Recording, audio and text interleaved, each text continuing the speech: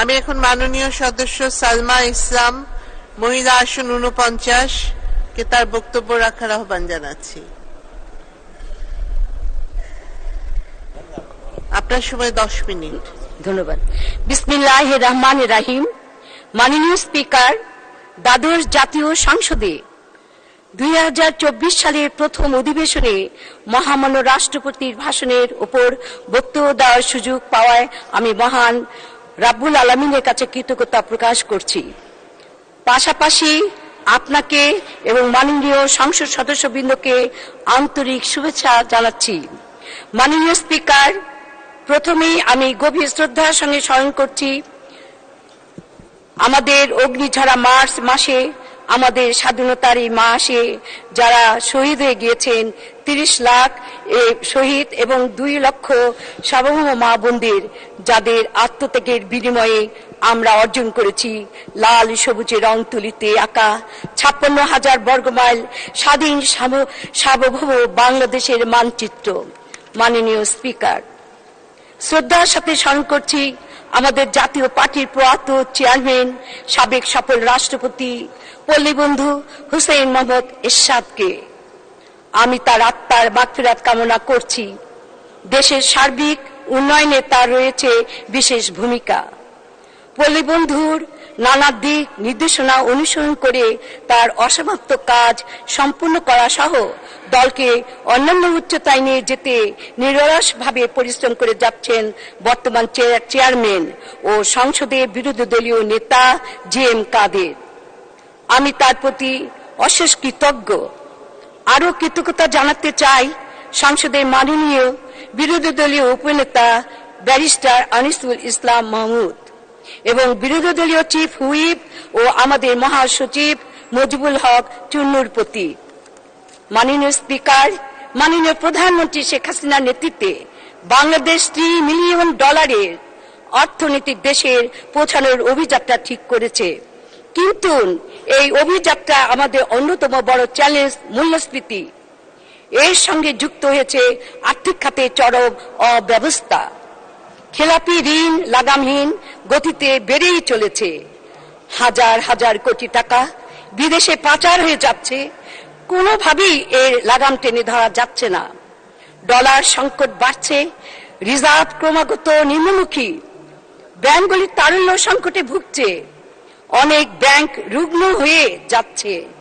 আমি জাতীয় সংসদে এর আগেও বহুবার ঋণ খেলাপির ব্যাংক লুটেরা এবং অর্থ পাচারকারীদের বিরুদ্ধে কঠোর ব্যবস্থা নেওয়ার দাবি আমি জানিয়েছি।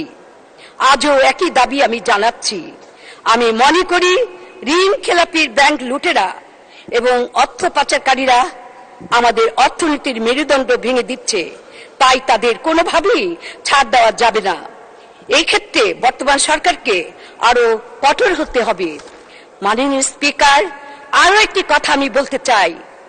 ভালো শিল্প উৎপাদকদের দীর্ঘদিনের দাবির প্রেক্ষিতে সরকার শিল্প ঋণের সুদের হার সিঙ্গেল ডিজিটে নামিয়ে এনেছিল, কিন্তু সাম্প্রতিক সময়ে তা আবার তুলে নেওয়া হয়েছে। এর ফলে এই সুদের হার ইতিমধ্যে 13% ছাড়িয়ে গেছে। এইভাবে সুদের হার বাড়লে শিল্প প্রতিষ্ঠান স্থাপন ও পরিচালনার ব্যয় অনেক বেড়ে যাবে। এমনিতেই ডলারের দাম বৃদ্ধির কারণে আমদানি ব্যয় হু হু করে বাড়ছে। এমন তো অবস্থায় শিল্প ঋণের সুদের হার ওপেন করে দেওয়া মরার উপর খাড়া ঘা হিসেবে দেখা দিচ্ছে। আমি আশা করছি শিল্প ঋণের সুদের হার কমাতে শিল্প বান্ধব সরকার প্রয়োজনীয় ব্যবস্থা গ্রহণ করবে। তাহলে শিল্প প্রতিষ্ঠান স্থাপন করা সহজ হবে এবং কর্মসংস্থান সৃষ্টি হবে। মাননীয় স্পিকার, সামনে পবিত্র রমজান মাস, এর মধ্যে সরকার বিদ্যুতের দাম বাড়িয়েছে। এমনিতেই সাধারণ মানুষের আয় উপার্জন কমে গেছে, তার উপর বিদ্যুতের দাম বাড়ানো মানুষের কষ্ট আরো বাড়বে, জীবনযাত্রা ব্যয়ও বৃদ্ধি পাবে। চাল, ডাল, আটা, তেল, পেঁয়াজ, চিনি, লবণ সহ প্রতিটি খাদ্যপণ্যের দাম লাগামহীন গতিতে বাড়ছে। সিন্ডিকেটের খপে এখনো দেশের বাজার ব্যবস্থা। মাননীয় প্রধানমন্ত্রী বারবার সিন্ডিকেট ভাঙার কথা বলছেন, কিন্তু তারপরেও কোথায় যেন এই উদ্যোগ আটকে আছে। সাধারণ মানুষের কথা চিন্তা করে যে কোনো মূল্যে নিত্য প্রয়োজনীয় খাদ্যপণ্যের ঊর্ধ্বগতি ঠেকাতে হবে, এর কোনো বিকল্প নেই। মাননীয় স্পিকার, এই তো সেই দিন বেলি রোডে নির্মম অগ্নিকাণ্ডে অনেকগুলো তাজা প্রাণ ঝরে পড়ল। এর দায় কে নিবে? অগ্নিকাণ্ডের ঘটনায় প্রাণহানির পর বলা হয় সিলিন্ডার থেকে দুর্ঘটনা ঘটেছে, আরো এই সিলিন্ডার ছিল মেয়াদ উত্তীর্ণ। ভবনগুলোতে অগ্নি নির্বাপক যন্ত্রের অভাব ছিল, কিংবা ভবন নির্মাণের বিল্ডিং কোড মারা হয়নি। এই সব বলে প্রতিটি দুর্ঘটনার দায় এড়ানোর চেষ্টা চলে।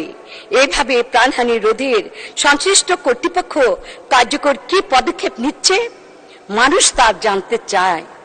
মাননীয় স্পিকার, বর্তমানে আমাদের সামনে তিনটি বড় চ্যালেঞ্জ: দ্রব্যমূল্য ও মূল্যস্ফীতি কমানো, সুশাসন নিশ্চিত করা, আন্তর্জাতিক কূটনৈতিক বাংলাদেশের পক্ষে নিয়ে আসা।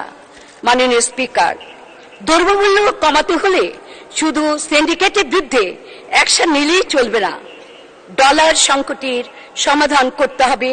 কারণ ডলার না থাকলে পণ্য আমদানি করা যাবে না, আর তাতে বাজার পণ্যের সরবরাহ না থাকলে কৃত্রিম সংকট সৃষ্টি করে অসাধু ব্যবসায়ীরা দাম বাড়াবে। সুশাসন নিশ্চিত করতে হলে দুর্নীতির বিরুদ্ধে কঠোর ব্যবস্থা নিতে হবে। এমনকি প্রভাবশালী কারো বিরুদ্ধে দুর্নীতির অভিযোগ উঠলে তার বিরুদ্ধে আইন অনুযায়ী ব্যবস্থা নিতে হবে।